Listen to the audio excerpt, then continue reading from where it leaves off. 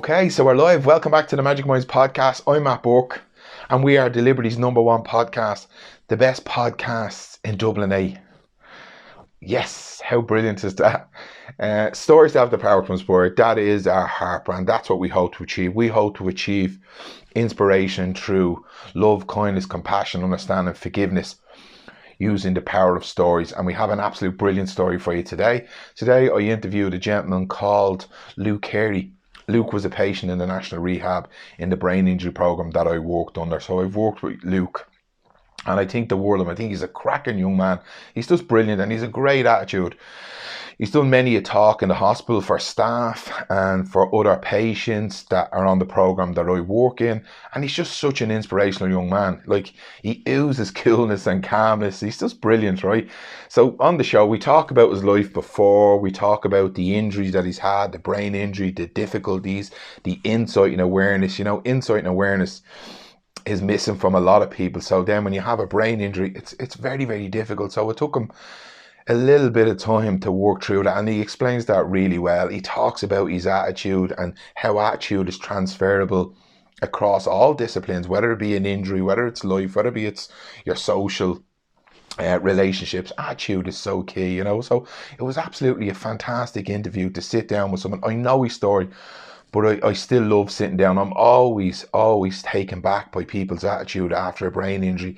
If I've heard the story once, if I've heard it 10 times, there's many people I have spoke to and heard their story, like Derek Cummins, the first person I've interviewed on the podcast, or the first brain injury patient I've interviewed. I've heard his story many, many times, and it inspires me each time. I'm blown away by the strength of the soul inside, the resilience, the determination, the willingness to keep going. And that was very, very evident with my interview with Luke today. So look, hopefully you enjoyed our interview. Let us know what you think. As always, thanks to Noel Riley from Rooney Media, Andy from libertiesphotos.ie, the girls from Shannon's Hope Line, Mental Health Warriors, the Liberty Soup Run. We can't thank those enough for all your support. Also, I want to shout out to you guys. Thanks very much for your feedback. Thanks for the comments that you send us. Thanks for all the love and kindness that you send us on social media. Keep it up. Please get in contact. We love the interaction on social media. Send us your comments on iTunes, subscribe, head over to Spotify. We're on Spotify. We're on, where else are we? We're on YouTube. We're across all the platforms, you know. So it's all about inspiring. It's all about spreading the message. And if you can do that for us by sharing our story, that would be fantastic. Let us know what you think of this interview. I'd love to hear your feedback. He's a great young man. As always, mind your little self. Have a great day. Take care. Bye-bye. Okay, so we're live. Welcome back to the Magic Minds podcast. I'm Matt Burke. We are Liberty's #1 podcast, the best podcast in the Liberties. On the show today, I'm joined by Luke Carey. Luke, what's the crack? Oh, good. How are you? I'm absolutely fantastic. Guys, I've asked Luke to come on the show. Luke was a patient in the National Rehabilitation Hospital in 2013. He suffered a brain injury. So I'm going to talk to him about life before that experience, and anything that we can take from that conversation. I know Luke from working with him in the National Rehab, so I know his story. I'm absolutely blown away by people that have experienced brain injury, their life they've had before, and then the journey that they go through. It's absolutely fantastic. It's something that I'm really, really passionate about. So we'll get stuck into that. But sure, look, tell us, how's life going at the moment? Good, yeah. Working away full time, working from home. Kind of gotten to the stage where I've lost my passion for work, and I'm kind of looking to get a new job. Probably not the best time to do that at the moment, but that's kind of where I'm at the minute. Yeah. How has the corona been for you over the last I'm lucky I'm working because it kind of keeps you with a routine, a structure. Otherwise you're just kind of getting up at 1 o'clock in the day, and there's no, you could go to bed whenever you want and wake up whenever you want, and it's just a mess. So yeah, I'm happy to be still working away. Yeah, I've said that to people. People have asked me how have I got through the whole corona situation, but structure has been a big one. I go to bed at the same time, I get up at the same time. I'm lucky I'm still working. But I mean, I train at home, I eat the same food. It's really important to keep a structure, isn't it? Well, the thing about, like, humans as human beings need a structure in their life. If you can develop your own structure, very hard to do, like waking up at the same time, going to the gym at the same time, eating your food at the same time. But if you're given a structure by working full time, it kind of makes it just that bit easier, doesn't it? You can work around it. Yeah, I've got me work. So I train at home. You have to get up at a certain hour if you're working. Yeah. You're not going to wait. You have no choice, and you finish at the same time. You eat your dinner in around the same time. It's just better that way. Yeah, absolutely. Look, as we said on the show, to talk about your life, your experience around your brain injury. Before we get into that, tell us about life growing up, future plans, ideas, what was going on for you. Tell us about growing up. What were my plans before? Tell us about life growing up. Right. Football mad. Everything kind of surrounded, would have been in and around football for like years. 15, went on trials for Swansea. Was football, wanted to be a footballer, was convinced. What position did you play? Middle of the park. Middle of the park. Where the action happens. Roy Keane kind of stuff? No, not even. Different, hard to explain. Who would you compare yourself to back then? Very hard to explain. Footballer though. Kind of similar to Gareth Bale. Left foot, pretty quick. It's kind of hard to explain though. Deadly. Right, so midfield, you were going to Swansea. Went over to Swansea, was happy enough, and then kind of when I was over there, was actually bored. I was there for a week and I was like, is this what a footballer does like for the whole year? Like after you go training and you play the game against a youth team or whatever you're playing against, and you're just sitting around doing nothing for the rest of the day. So kind of lost interest in that. Study wise was always bright as a button. I would be getting like A's and B's in school, pretty handy without having to do much work. So I always had that in the background, that I'll get a good leave and I can go to college and do whatever I want to do from there. Had kind of an entrepreneur. I see I'm going all over the place here. Would have been an entrepreneurial kind of mind. I always had the idea of working for myself and setting up my own business. So finished school, went to college, UCD. Where did you grow up? Rathfarnham. Went to college, went to UCD. 21, and then went off to Canada. Was planning on going there for probably Canada, and then go down to South America and just travel around for 4 or 5 years. That was the plan, and then got in the car crash in Canada, and then that's when the life turned upside down. Okay, so that was in 2013. 2013. How long had you been in Canada at the time? A year to the week. You were there a year, and how was all that going? Lovely. Easy life. It's the easiest life you'll ever have in Canada. Yeah. Working away and just if you're not Irish in North America, you've already got the foot in the door. The joke. You've got the what's the word I'm trying to explain it? You've got the trump card basically if you're over in North America. Yeah. Job interviews are a lot easier. Everybody loves the Irish, particularly over there. I don't know, it's hard to explain. Will I give you my actual theory on it? Go for it. Right. I'd love to hear this. So, over there, it's 150 years old. Yeah. Or thereabouts, North of America and Canada. So they're all half this and half that, and I'm 1/4 Irish and 1/4 Haitian or whatever this is, right? So the fact that what builds a good character and personality is culture and being able to identify with a culture. We're 100% Irish, and when you're 100% Irish, you can then build a good character or whatever it is from that. That's just a theory now. Yeah, so it's your hypothesis. Yeah, the fact that they're 1/4 this, 1/4 that, that's why they're always clinging on to, I'm 1/4 Irish. It's what does that mean to me? You're 1/4 Irish. Can you say I used to always ask them, can you say the Our Father in Irish? If you can do that, then you're Irish, in my opinion. If you went to an Irish school and you did all that kind of stuff. I can't do that, so I'm definitely not Irish. Yeah, but you'd know it. If you heard it, you could probably play along with it. Or now, and all that. You'd know what it is anyway. Right. Whether you can say it or not's another story. So, yeah, easy life, 21, living over in Canada. The world is my oyster. And then you got in the car crash on the way to a festival over in Canada. Right, talk us through that period. So you had the injury. What was the lead up to it? The lead up to which? Your injury, you were out in a car, you were heading to a festival. Yeah. Paint me through that, paint the picture. Car ahead of us jammed on the brakes. I think our car overtook the car last second. She basically turned the car like that, and I was sitting there, and we flipped into an apple orchard or something like that. And then all that. But the rest of the car were actually alright. You were the only one. But I was sitting there. I was if that's the car, we're driving down the road, go like that. I'm sitting there. So you're on the outside. I was the point of impact, basically. Yeah. Yeah. So then went to lifted in a helicopter to a rehab, 3 or 4 hours away in Canada, and was there for 2 months or something. Mad. So talk to us about that period afterwards. Where were the injuries? 16 bleeds in the brain. Don't really know the ins and outs of what parts were affected the worst, to be honest. Never really looked into it. But the recovery was like, I was in post-traumatic amnesia, is that what? Post-traumatic? That lasted for like probably 4 or 5 weeks. When I was able to actually, basically I was lying in the bed when I woke up, but like they couldn't keep me awake for more than a half an hour because my brain just wanted to go to sleep to like keep recovering. Okay. So when I could eventually stay awake and stay up, standing up for like a few hours or whatever, they brought me to like a some sort of therapist, psychologist. I don't know which it is. Okay. It's hazy enough. They used to ask the same 4 questions every day. What's your name? Mother and father's name. What's the where are you now? And who's the president of Ireland? So like I could get the first 2 right. That was actually grand. The third one I said one day I was in a town hall. Said Bobby Sands was the president of Ireland. Like just all like your head's just all over the place.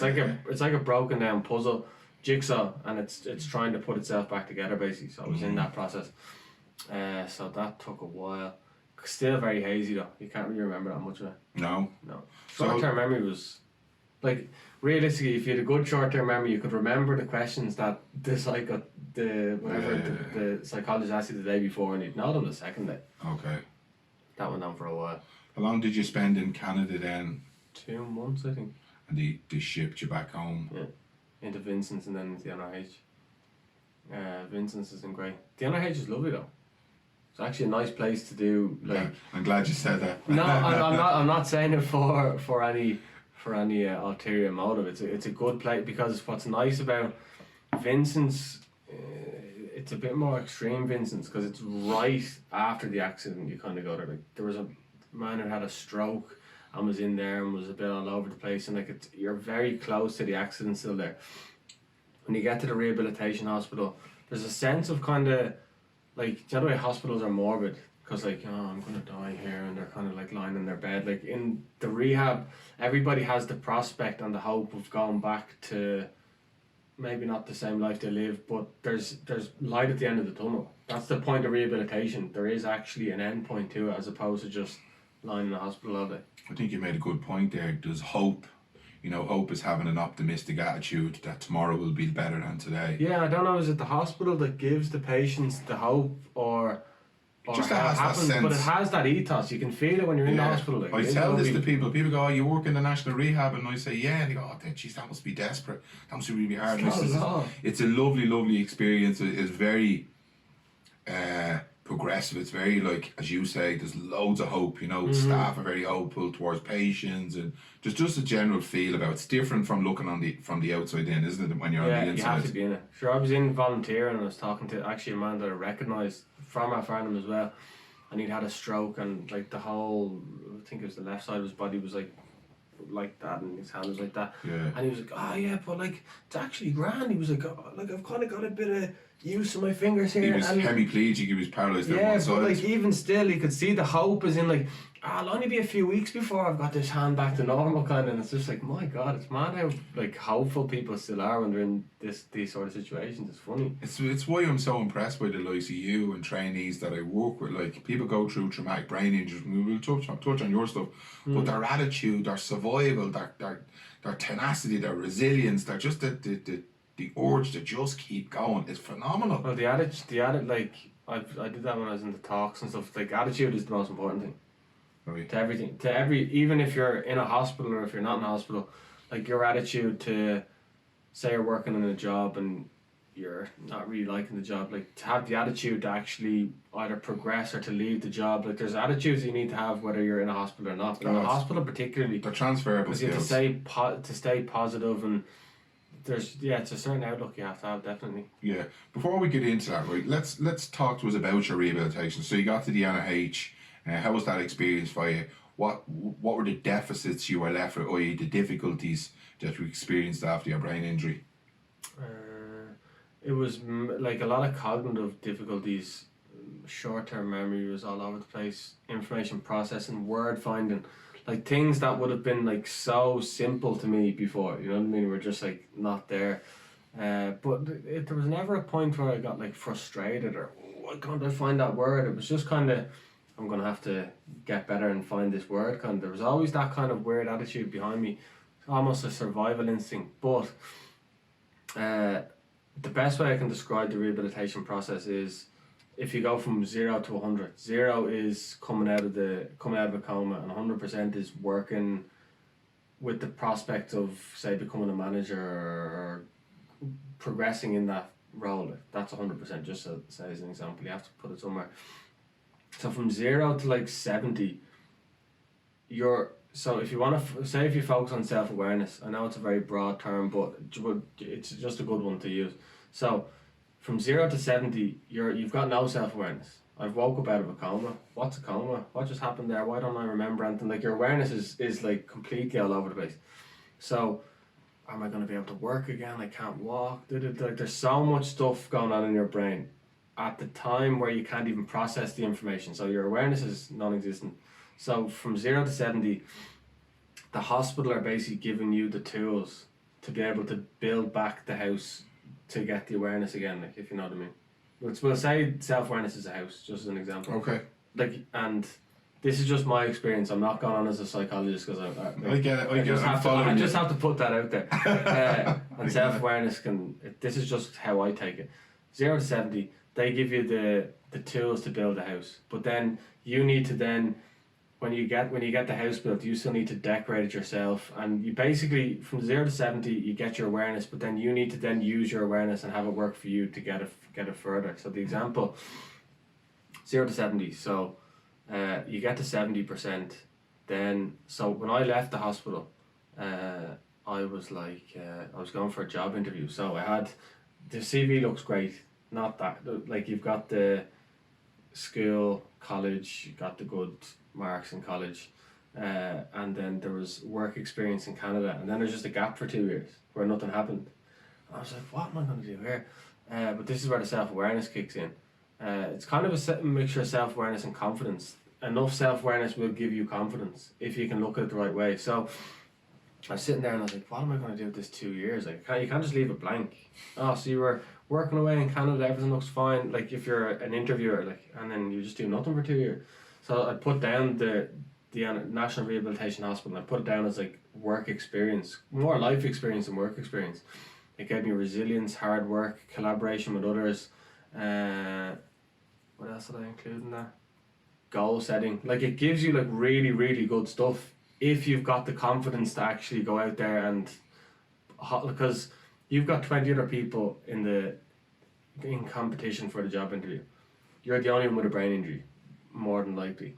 So it can go two ways depending on the confidence by which you can actually give the point across. If you're kind of like, I had a brain injury and again you've got no confidence, it's not going to look good. You're going to be like, this fella's not ready. But if you can go up and look them in the eye and say, it's giving me hard work, resilience, they're going to take over the other 20 people. At what point did you say, aha, when your awareness developed? Because now I've worked with you, so I know the story. Yeah. So at what point do you think your awareness, because like when everyone has a brain, not everyone, but a lot of people, when they have a brain injury, insight and awareness is a huge barrier to get anywhere near in addressing any of the deficits, i.e. information processing, memory, exec skills, blah blah. At what point do you think you went, aha, like I definitely have a problem I don't here? really think there is a point. What point do I? Do you mean at what point did I realize I've got self-awareness? Any self-awareness? No, that you noticed that you had your deficits. Because when we worked together, I noticed that I had it, but that took me years. And that was something I noticed in the early doors. That was your insight, wasn't? Because you used to come up with all these plans that you wanted this, and this, and obviously that you weren't ready for that. You didn't have the skill set yet to do it. Yeah. The one thing that was a shining light from you, and I know this from working with you, is that you were super confident. Like, really confident in yourself, in your soul, not arrogant, you just had an inner belief in yourself, which has stood you, because you have to have it. You're a cracking young guy. But that shined through. But it was the inside part that it took the slowest to develop. Well, you see, I was in the hospital. like October 13, and I was like, right, haven't seen my friends in a year and a half since I've got home from Canada. I haven't got a brain injury. Like everyone else is wrong. Obviously, that's the first point of call. It's denial. That denial went on for ages. Yeah. So when you have denial, that's essentially just like hindering any progression. You can't progress if you're lying to yourself every day of the week. Realistically, it can't work like that. So it was. It actually wasn't until I got the first job that I realized. I got the job 9 to 1, Monday to Wednesday, and like I was like turning my nose up at that. Like 9 to 1, what would I even bother going into work for 4 hours? And then I got in, and was doing real basic stuff like printing and like say you've got like a queue of emails that come in. I'd be like arranging the email. So like say some guy does a certain thing, you'd put the email into his folder, like real basic stuff. But like was coming home and I'd be falling asleep on the bus and I was kind of forgetting where the printers are, forgetting people's names. Like the manager would be like, go over to John there and see, has he done his work, say, or has he got anything for you to do? I'd be like, who's John again? Because then that, like, it was over the course of that 6 months, I was like, okay, yeah, maybe there's something I need to. So I was lucky that I had the rehab and the caseworker, because I could go back to, it was Dervla at the time, I could go back to Dervla and be like, yeah, this and this has happened. We could kind of create like solutions or ways to basically get over that. So I was lucky that I had the hospital. Yeah, because I remember you being super confident, and that wasn't always your greatest asset because your confidence was high, but your abilities, your insight hadn't met that yet. It wasn't even close. And that was something I was always very fond of it because you were so confident. It was just, we're trying to bring them up because you used to have all these elaborate plans and ideas, and it was brilliant. Like I'll always say to trainees, plan, dream, but your level of ability has to match your expectations. Do you know what I mean? And that just didn't. If you've got a big plan to set up a coffee shop, you've got no coffee to put in the cups. If like, you wanted to set up your own coffee shop, and I could barely even work one at that time, let alone set up my own one. But yeah, like it's the dreaming part is one thing, but you need to. There's the point I get now. The point I'm at now is like there's a fork in the road. So there's like being ambitious and having aspirations and stuff, but then you still kind of need to take a stock of like, am I actually able to do that? I still don't really know where my level is compared to what my dream is. There's still that's a very hard point of the awareness to know, because the world's your oyster and anything can be achieved and all that kind of stuff. Like I do believe all of that, but at the same time, when I'm actually in the ring, say, can I actually do it then? Do you know what the hard point? Do you know what I want to shine a light on actually about you is, you said earlier on, right? You went to school, you're pretty good. You know, it just came natural to you. You were a straight A student. It just came naturally. So when you had to come back to the national rehab, right? You didn't have to work hard out in school or anything like that. But when you came to the rehab, it didn't come to you as easy. So you had to change. You had to change your skill set, and not everybody has the ability to do that. You know, some people are good and it all comes natural. Some of them are just head down, mull through it, work. So you had to adapt how you were as a person to achieve, which is impressive. To be honest with you, I'm still adapting to it though. Yeah. There probably was, like I can take all the credit and be like, oh yeah, I worked hard and I got to where I am now. And there's an element of luck, I would say, in it as well. There has to be. But I'm a firm believer that you create your own luck. Yeah. I was only saying it the other day, something similar to it. But there's definitely an element of luck to because there's definitely people who are working harder and aren't getting the same results. But yeah, like it's what's the best way to describe it? So you get to there's eventually going to be a point where, like when I got to that, because you see, it depends what you set your goals at. I was always kind of keeping an eye on my friends and on what the boys were at, and like say they're getting a job there. Like I've always got one eye on like where I was before. I always kind of had a connection with that, and without setting the dreams too high, I was like, well, I still want to keep that at least within reach, kind of. Okay, that's good. I kind of had to be like that, because it's when you're in the rehab for too long, great spot, love it. We've gone through that, but it's still a separate society being in there. You can sit around the rehab, you can play pool, you can look at the guy beside you or the girl beside you and be like, oh, I'm not as bad as them. And you can kind of get through that. You can get the few bob off the social welfare. You can get the bus pass. You can kind of be a good member. Like I did it. Like I was playing pool against the other guy who does the prosthetics. Yeah. Like real good. And we playing good quality pool and stuff. And I was like, I kind of was thinking like I was the kind of the man of the kind of rehab in ways when I look back on it now. But you still always have to keep the touch with the outside world because they're still two separate societies. You can't just get too invested in that because then you're jumping into the deep end then when you go out. Yeah, and so we talk about that in the rehab. Like we do work placement in the rehab, then we move out because really you're minded in the national rehab. You know, like the work placement is there to support you. You know, and it's a tiered approach. But you're dead right. You do have to then go out into the everyday life, and your skill set has to match. You know that's being demanded of you. So, but you can't. But the beauty of the rehab was, they can kind of drip feed you through the process. Like when I started 9 to 1, Monday to Wednesday, then the next job I got, and like you can kind of go up in stages. If they just throw you back into 9 to 5, Monday to Friday, you'd run home scared by 1 o'clock. Yeah, and you did a bit. You went straight into. You went to work placement pretty early enough, and you learned that I'm probably not as ready, and that's a good thing. I needed that. Yeah, that was a good thing for you. And like sometimes you have to let trainees go off and fall. It's called a positive risk because you then developed insight and awareness around it. Like, well, yeah, it can go either way. Like I could have come out of that. Certain characters would have come out of that. I'm not saying I'm the big good character, but I'm just saying it can go two ways. As in, I could have come back 1 o'clock, being like, well, I'm nowhere near ready to go back to work, and then you can sit and get your few bow offs, or go back and play pool in the rehab. You could have, and you could have been. Yeah, I tried it. It's not for me. That working, like I still need another 6 months, and you can cruise around and get your food in the canteen, play a bit of pool, and go to a few classes. It could have been done, but you need to get back. Because I remember I was talking with my dad. I was talking about it, and like, so I've essentially missed 2 years while I've been in this whole process. Like it's time to hit the ground running. I don't know what you're waiting for. You know what I mean? Like you've missed out in 2 years. Is that what your dad said to you? I think it was. Yeah, I think it was him. And you're 2 years behind. So like I kind of always had that in my mind as well. I was like, I need to get back to where I should be. Right.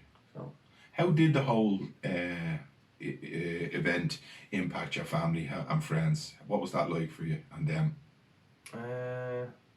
It's mad with friends. Funny enough, it kind of separates the good ones from the bad ones.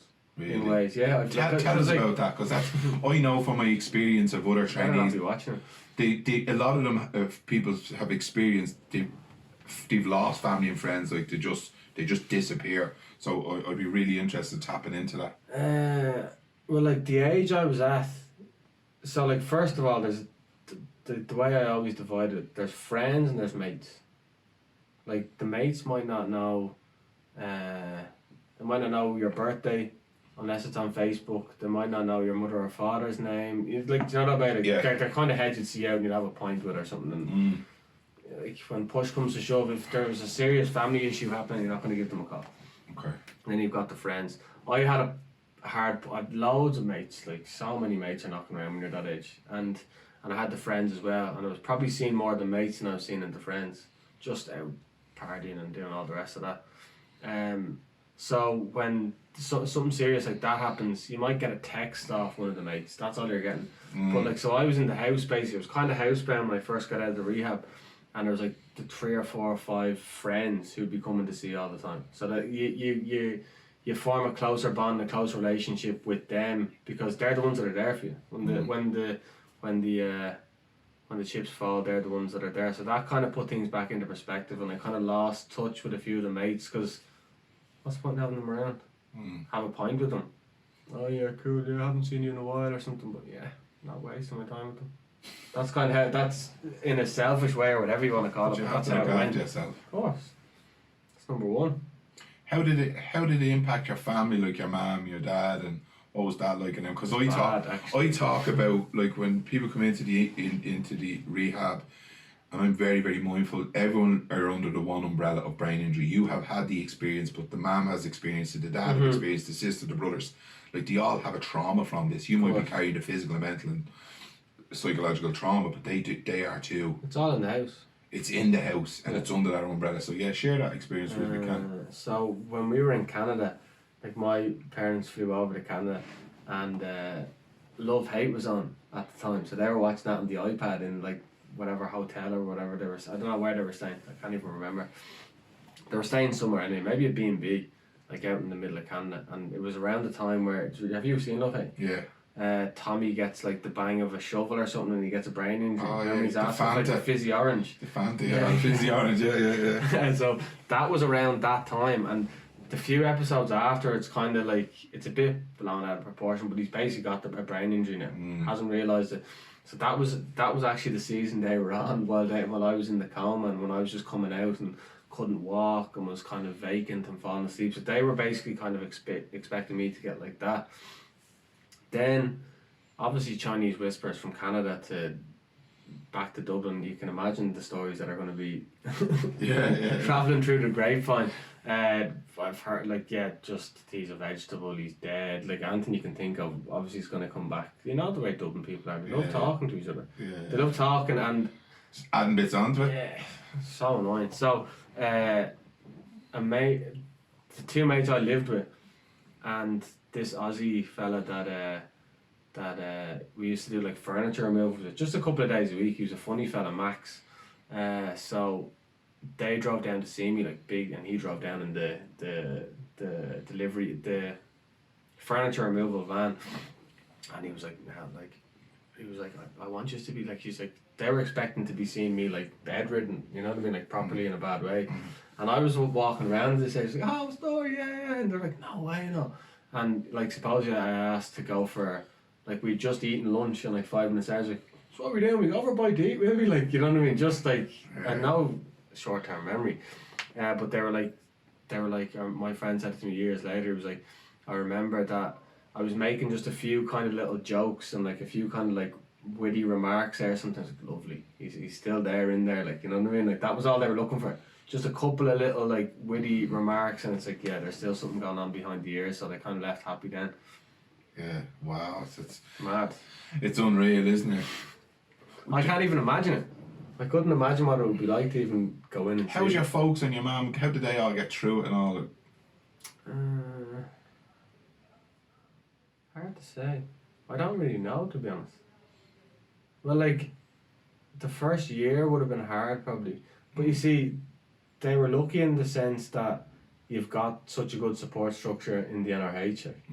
Because, like, the NRH do take a lot of stuff off the plate of the family. Yeah. Like, you've got your caseworker, you've got someone who helps you with like pretty much every step you need. So you don't need to. I didn't need to bring as much stuff back to the house, really. You got a good caseworker in there, but isn't it? She kept you. Oh, on the ball, D as well. Yeah, they worked you hard. They did. They Yeah. did. Well, you see, like, I can understand though, because I had that kind of almost an arrogance. Like, I could see how it could be perceived as arrogance. Yeah, I can see. Wasn't that. actually no, not I know, arrogant. No, I know But- that, and I'll definitely confirm that you Yeah, weren't. I liked you. but, You were confident, like really confident, but I do believe that you had the right to, because you're a successful young man and you did what you said But you're you going to see, do. I'd always everything I'd put my head to up until the rehab I achieved with ease. So like, I didn't expect that to be any other thing, and I kind of probably gave that kind of attitude towards. I remember was it D or Dervla, one or the other, and I was like, yeah, I want to set up this like gluten-free cafe. It actually was a good idea, a really good idea. It was right when the gluten-free stuff started. And you brought me a vegan cake. By the way, first guest to ever bring me a cake in the studio, and was an absolutely cracking cake. Never come Beautiful. empty-handed. Never come empty-handed. No. So I'm impressed. Vegan cake. And I'm not gonna lie. I judged. I went, oh, here we go, vegan cake. Yeah. But it was Easily absolutely, it was delicious. But yeah, so the girls put you through the ringer, didn't they? So yeah, so they're like, I was like, so they were kind of like, what's your next step, basically, like, work-wise? And I was like, I'm going to set up my own cafe, like, I have it all planned. And then Dervla was like, write me a business plan. And literally wrote like the first page, 2 pages. Like, I can't do any more of that. So then she was like, any updates on the business plan? I was like, oh yeah. She was like, if you can't even write the business plan, you definitely can't. And I was like, yeah, you're probably right. Because I remember you talking to me and you had like meats, or this thing, you want to use this, you're going to use this, and you're going to get like this. And it's like, but again, there's a thin The plan line. was still there. Yeah, but it's in you. It's in your soul to be an entrepreneur. It's your attitude. It's your drive. It's just about getting the two to meet each other, the expectations That's and the the hard ability. Let's touch on like life lessons. I want to know what life lessons you've learned over that time, and maybe what you said earlier. We'll go back to that attitude, because was that something Yeah, it's you one of the you most really important parts. did you always have that, or did that come through with the injury as well? Like a positive attitude. Just the attitude, that how important attitude is to anything. I think it's transferable to anything, whether you're have an It injury, can be. It's a helped me job. since. It's helped me since and will continue to help me. It's even just having the awareness of being able to observe something and how you're doing something. Like, oh, is the attitude right here? Like, oh, I had a bad attitude towards that or whatever. How do I talk about that? What would say the question again? The what my question was what life lessons did you learn from this whole period over the last 7 years? And I'm just saying maybe one of them was attitude, because you talked about that earlier. Did that really become evident? Like, I'm sure you always knew that you had a good attitude, but was that a big Funny, piece? never really had a good attitude growing up. Is the funny part. Did you not? No, Maybe we need to. I actually would have been slated for having a bad attitude, but like every football manager had terrible attitude. Great footballer, but terrible attitude. Because I don't know, it's probably that kind of, because like would have been hated by some of the managers because they could not play me, but at the same time, like I'd be giving him a bit of grief for just. Yeah, I had a bad name for having a bad attitude. It's skill with teachers as well, strangely enough. But like when you get to a stage where it's a breaking point, as in like when with the situation with the accident, that's when your real attitude comes out. You'll either fight or flight. Yeah, like, see, do you know what you were saying, that they had a bad attitude? I never seen that. Like, I don't. I'm at a loss here, and going, why? Because I could see you. Like, I could see you. I'm a newborn now, though. I know, I seen you when you had your injury, and I seen you going around the RTU. I seen you. I could see your soul. Like, I like you. You're confident, but that's allowed. That's allowed. Some people can't handle that. So you think attitude really came to the forefront in all this? Like, you really have to really put an emphasis on your attitude. You see, it kind of happens naturally. I think I never sat down with a pen and paper and was like, right, I need to sort out my attitude here. It doesn't really happen like that. It doesn't though. It's only like you can gain more aware. Like what the beauty of this. So sorry, what the initial point was. Any point of trauma or something that happens to you, this is like a kind of life lesson that I learned. No matter how traumatic it was or how long it took to get through from it, you're going to learn from it first of all. And you can still take positives out of that going forward. I've taken that whole accident happened to me was one of the best things that ever happened to me. Probably put 10 years on my life in terms of like maturity and the ability to like. Really? I'd say so. Yeah. That's fantastic. Mad. Give us more on that. Put more on the. It's hard to explain now. So, how I grew up through it.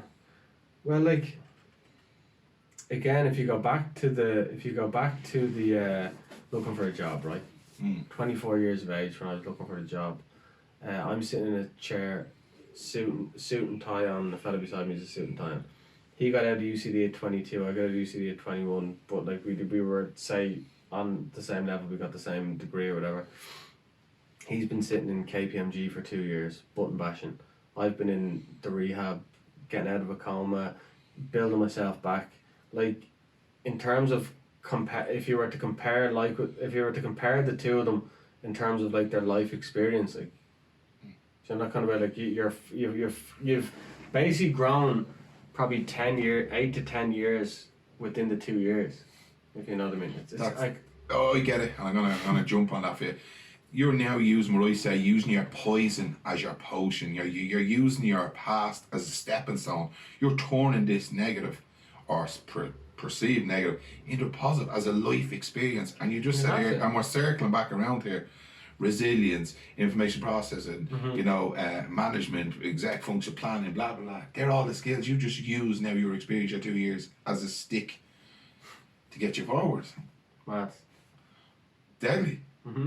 What what have you learned about yourself? So anything else that you've looked, if you can stand up on a seat and a helicopter view, what else can you look at that you've achieved and what you've learned about yourself? Is there anything else that shines a light? Well, if you can get through the process that I've been through, there's not much you can't get through. If you actually put your head to it to the same level you can. It's kind of hard to put your head to a level to that extent because you maybe don't exactly have, like I had to recover from that brain injury. Like that was just in, like it was tunnel vision, like I had to get back to where my peers were and not be getting helped around the place, get back driving, I still had to be ticking all the boxes that I would have ticked anyway. It's just that had to be done, tunnel vision. If you can get that same tunnel vision, which is hard because say I'm looking for a new job, it's hard to get that same tunnel vision towards a job that you can for your own survival and your own progression. But if you can get it on achievable. Yeah. 100%. Definitely. So you were saying you find it hard to do that, to channel it into the work? So that's the hard part. It's very hard to do that. Yeah. Of course. But if it's done, and that could be something to do with a problem that I have from the brain injury. Could be. I don't like using it as an excuse, but you have to be. yeah, it's just looking at the full picture of it. It Yeah. could be something to do with my lack of processing or motivation, or there's lots of different things. Initiation. Yeah. Initiation. It could be that. Frontal lobe stuff. I don't like using it really anymore, but it's Why still there. Why do you do it? Is it do you feel lesser than? Do you feel weaker? Do you think it's an excuse? Yeah, kind of an excuse. I've kind of got I've been out and I've been working full time for so long that I consider myself recovered, which is actually wrong because you're not realistically everyone's rehabilitating in some way. If you think about it, like say you've been out of the gym 2 or 3 years, you have to rehabilitate yourself back into the gym, the routine, the lifting the same weights, remembering what weights you do. Like there's everyone's rehabilitating in some way, shape or form. You could have just lost a parent or Everyone has stuff to deal with. Yeah. Like no one's ever sorted. Like I've spent time as psychologist, psychiatrist, psychoanalysis, we're on courses together, and you think all these people have it sorted. Everyone has something that they're dealing with. Mm-hmm. They're all peeling back in, as you know, as your girlfriend is in psychotherapy. There's always an onion layer to peel back. You never got it sorted, you know. So, like, although you say you feel like you've made some progressions, it will always be with you, that injury. You know, your brain injury will always be there, and you have to be kind of mindful. just aware. But I don't want to limit myself by it either. Yeah, no, That's the fork in the road. but you don't do that anyway. No, probably not. I don't think so. We have a module in the hospital and it deals with change and loss, the change and the loss. How was that for you? And we're kind of just touching on it now. Dealing with change. Change and loss, like, people will go, oh, the old Luke or the new Luke. I wouldn't use the word loss. Yeah? I lost what? I would say I gained more than I lost. Definitely. Have to. Deadly. Like there's two ways you can look at that loss. Like what I said there, you can either have an attitude where it's like I'm gonna think positive here and I'm gonna get through this. But I genuinely actually think that. I don't see it as a loss. It's not a thing to make me feel better or anything like that. I actually don't see it as a loss. I gain from it more than a loss from it. Definitely. Savage. And again,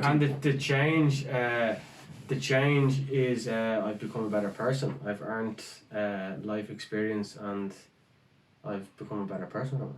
That would what I would say the change would be. have friends or family or people ever said that to you, or?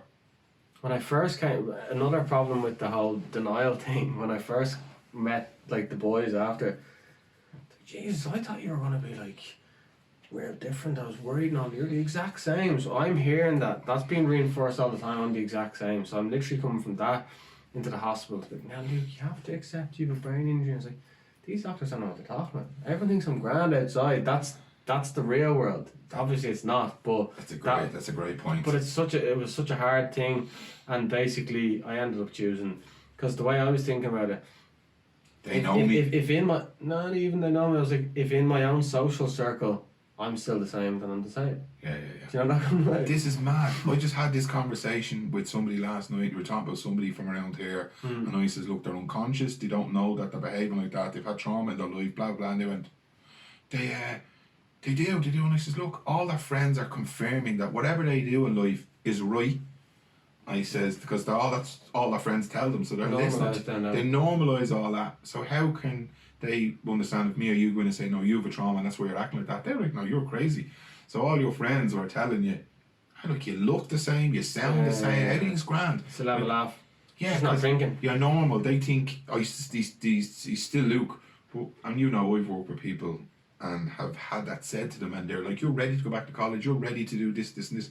But back to what we said earlier, your expectations and your ability need to match. And when you have family telling you, oh, you're ready to go to college, blah, blah, and then they set off on that track, and then they're 2 days in going, this is all falling apart. You've been fed the wrong information by people who are far from experts. They can let on with a few drinks from their experts. But and they sometimes it's said out of love and kindness, and they want you to do well, and they're wishing you well, but it's misguided sometimes, isn't it? Completely. Sure, how long would it have been now, if I think about it? After I did the 6-month internship, recruitment was the order of the day. Everyone was like, this is around 5 years ago probably, mad money in recruitment and this, that and the other, and there is mad money in recruitment. Is there, like, yeah, big money. So like my ears are perked. One of the boys' sisters works in like a real good recruitment company down on Merrion Square, and he was like, oh, she can organise you an interview and all. He was like, it's like a proper spot, like you have to have the top button of the shirt buttoned up and all, right? I was like, grand. So I was like, yeah, lovely, like earning big money, and like I can, the way I was looking at it was like 100 grand a year plus kind of money like you'd be making. So I was like, grand, so I haven't been working for the last 2 years, so I can make up for the time I haven't been working here now, kind of like, that's how I was thinking. Yeah. So I met up with his sister, and she gave me kind of like an interview prep, and I don't know what to say and all, and I was kind of half listening because I had that same kind of, like me before the accident wouldn't have needed to do an interview prep really. Like I had kind of had that ability to be able to go in and do a half decent job. I was just naturally bright like that. So I was kind of yeah. So just say or whatever. Yeah. Like I wasn't even really giving it. I wasn't fully attentive to what she was saying. So I get into the interview, and it was like an executive of the company, Eileen something or other her name was, and come in and I'm like blah blah blah blah. We're like in the, you know, like those big rooms in Merrion Square and the big like Georgian windows and stuff, like lovely office, and you sit down. I'm chatting away and it's going reasonably well, and I kind of like, I obviously got too comfortable, and I kind of like leaned, and I think she stood up out of her chair and she's like, you're not interested? She's like, you're giving me the attitude that you look like you couldn't care less if I told you to just walk out of the door of the room here now and all. And I was just like, what? It's like, sorry. He's like, do you know how important attitude is to recruitment, and like having, like basically you need to have that kind of, hey, yeah, like that kind of like energy and stuff like. And I was like, yeah, so like da, and she's like, I can't hire you as a recruitment agent or something. That kind of burst the bubble a bit then as well. And I was like, right, well, I can write recruitment off for a few years. That was a learning for you, wasn't it? Big time. But it's just a levels thing. No, I wasn't nowhere near the level of being able, like recruitment's a lot of hard job. A lot of different people on the phone, and there's a lot going on. Your brain and your person couldn't go in there at the point I was at. Yeah. Of course. Difficult for your average man. That's why it's so much money in it. Yeah. I'd imagine. Well, I don't know anything about recruitment. Finding people jobs. That's what it is. That's what one of the lads. How hard could that be? That's one of our mates is a recruiter. See, the thing about recruiters, they all tell you, oh yeah, I got 3 placements there and I made 30 grand, and anyone telling you the money they're making aren't making that money anyway. But that's another story. And one of our mates always says to him, like, you're finding people jobs. Like, how hard could it be to find a person a job, not just like downgrade them and all stuff? Just the lads are good at giving people stick, aren't yeah, they? of course. What's the future look for you? What's going on? So you left the rehab. You started working. You were in. Yeah. So were you in Zurich? This is Zurich and then Allianz. So you're in Allianz at the moment. Yeah. So what's the plan? So you went there. You're working, but you've got your eye on the prize. So what has happened since? So yeah, 4.5 years in Allianz. Very good to me. Still there. They basically got me in. And kind of got me through like 9 to 3, 9 to half 3, 9 to 4, and like got me back working full time. Were patient with me. I made a few mistakes at the start, and they kind of allowed that. And that, like the key goal of getting into Allianz was to get back working full time.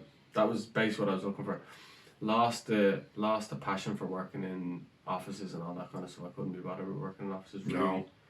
Really, I kind of lost it. Like when I went into the rehab, you see, helping people kind of seemed like a better option. Like I used to go back. Remember, I used to give the talks and stuff in the rehab. Brilliant. And I just like as I was preparing to write, like I'm writing out what I'm going to talk about. And as I was writing it, I was just getting so much like enjoyment out of like writing it out, and almost like giddy. I was like, this is mad. And like doing the presentation, seeing how people are reacting, like even nurses and doctors and patients started reacting and kind of being like, no way. I was like, that seems to be a better road to go down than this than the business road. It was more. That's kind of where I'm at, which is strange. But so what's the next plan for you? What's probably the gonna have to future? go back and study something, and then get a job in rehabilitation somehow. Yeah. Say so. You see that as your calling. Yeah, I don't like using that word really either. But Why? I don't know. Just found it's a bit kind of cheesy or something. That was my calling to be a rehabilitative. But the way you were saying to me, like you're writing it out, it seems like you found your purpose. It seems like Yeah, I found my purpose to be a good way, but I don't know. The calling's a bit strange. Yeah. To me, I don't know why. Never agreed with the word, but yeah, like it's just so like you've got yourself before the accident and yourself after the accident. I'm more down that road after the accident, basically, because I've got so much to give to help people who are in the same position. To be able to talk to someone and be like, I know the situation you've been in. I've been in the same situation, and they're also looking at me being like, right, well, this fella seems like he's actually got out of it, so like he's obviously got something he can help me with. I think it just would make more sense. 100%. As I just said to you earlier, you're now using your poison as your potion, and you're also using it as a stepping stone to your future. And people, as you know, you've been in a hospital, and you shared your story, and I've heard it lots of times, and I've seen the impact you've had with patients, doctors, consultants, all people rave about you. It's that shared experience, it's storytelling. People heal through stories, they heal through seeing you. Okay, they're not the same, they don't have your skill set, but they go, I can hear him say this. But they get there though. Oh, 100%. You know what I That's mean? the Like, whole point. I don't want them to so be you me. have like already a couple of feet up the ladder, you have the lived experience, then you just go off and get the education. What would you reckon, your why in life now is? Do you have a why in life? Why? Yeah, what's your why in life? Jesus, that's a hard one to hit me with at the end. Why? Why? I can tell you what's not my why. That's usually a good place to start. Why you don't want. No, I was just remembering the hospital. Oh, why did this happen to me? And like you kind of hear patients going on like that, and I was like, what on earth? Why would you ask yourself that question? Be the better question. That like it's happened, basically. But why? That's such a hard question to ask. It's so broad.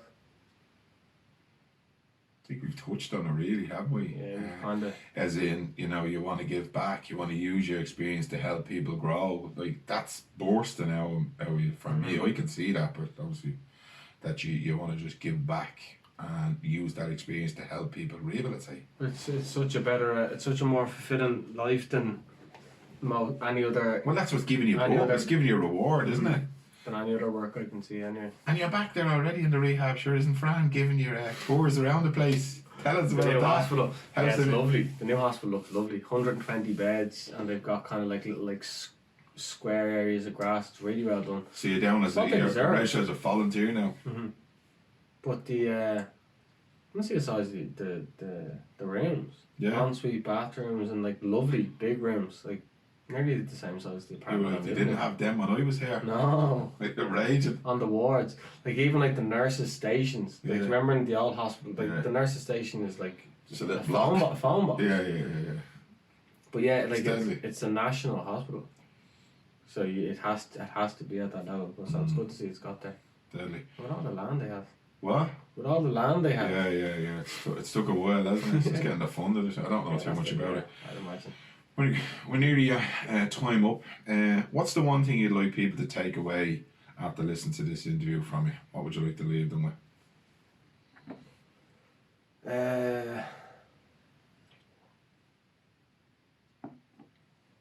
That a lot of things can be achieved with the right attitude. If you can focus your energy and attitude to the right things, the world's your oyster and anything can be achieved, I would say.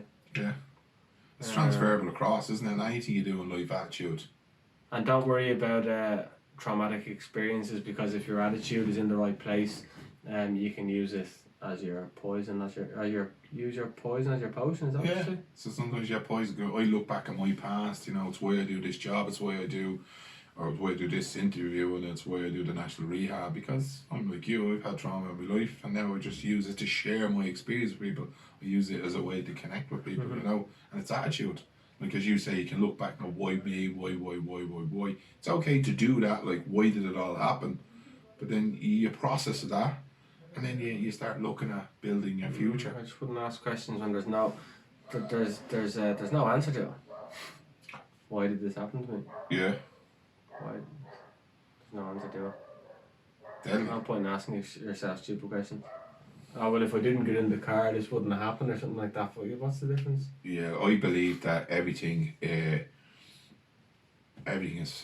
mapped out. Everything for a reason. You know, things happen. You know, your life takes its course. Like, it's funny actually. I seen a fella up in myself and Andy, sidekick, on the podcast. We were up on a walk this morning. We seen a dog, and the dog was called Finn. And your man called it Finn. It was a little French bulldog. It was because he bought it in Finglas, right? And I was slagging him. I says, I hope he doesn't turn out to be a gangster messing, you know, being in Finglas or from the flats. And he goes, it's mad, me mates all say he looks like Anto from Love Hate or something, the Conda dog.